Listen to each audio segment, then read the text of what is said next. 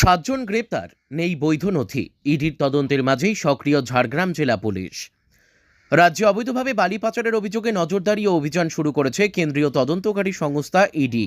সেই তদন্তে বালি দুর্নীতি নতুন করে উত্তাপ ছড়াচ্ছে রাজ্য রাজনীতিতে। ঠিক সেই সময়ই ঝাড়গ্রামে অবৈধ বালি পাচার রুখতে বড়সড় উদ্যোগ নিল ঝাড়গ্রাম জেলা পুলিশ। টানা 5 দিনের অভিযানে মোট 9টি বালি বোঝাই যান বাজেয়াপ্ত হয়েছে। অভিযানে গ্রেপ্তার করা হয়েছে 7 জনকে। পাশের রাজ্য ঝাড়খণ্ড থেকে পশ্চিমবঙ্গে প্রবেশের সময় জামবনি থানার চিচড়া এলাকায় জাতীয় সড়কে বসানো হয় বিশেষ নাকা চেকিং।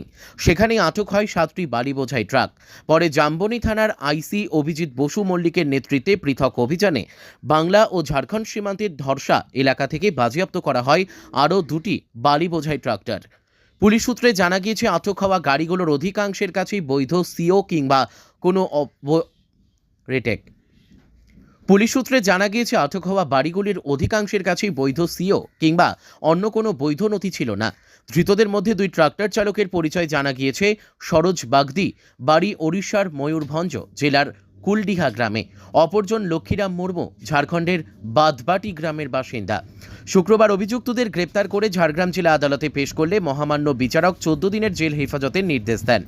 পুলিশের তদন্তকারী আধিকারিকদের অনুমান, এরা পাচার চক্রের নিচু তলার কর্মী হলেও তাদের জিজ্ঞাসাবাদের মাধ্যমেই বেরিয়ে আসতে পারে পুরো সিন্ডিকেটের শিকড়।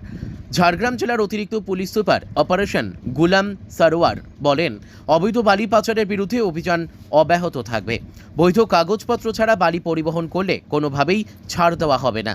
তিনি আরও জানান, সীমান্ত এলাকায় নজরদারি বাড়ানো হয়েছে এবং আটক করা যানগুলির বিরুদ্ধে আইনগত ব্যবস্থা নেওয়া হয়েছে। ইতিমধ্যেই বালি তোলার অনুমতিপত্র জালিয়াতি, অর্থ পাচার এবং সিন্ডিকেট রাজ নিয়ে তদন্ত শুরু করেছে ইডি।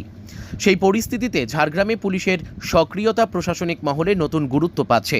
পরিবেশবিদদের মতে, লাগামহীন বালি উত্তোলনে নদীর গতিপথ বদলে যাচ্ছে। ক্ষতিগ্রস্ত হচ্ছে সেতু, সড়ক এবং জলজ বাস্তুতন্ত্র। তাই শুধু যান বাজেয়াপ্ত করাই নয়, মূল পাচার চক্রকে ধরা এখন বড় চ্যালেঞ্জ। এর আগে একাধিকবার অবৈধ বালি পাচারের বিরুদ্ধে অভিযান চালিয়ে সাফল্য পেয়েছে ঝাড়গ্রাম জেলা পুলিশ। সম্প্রতি এই অভিযান জোরদার হওয়ায় স্বস্তি প্রকাশ করেছেন স্থানীয় বাসিন্দারা।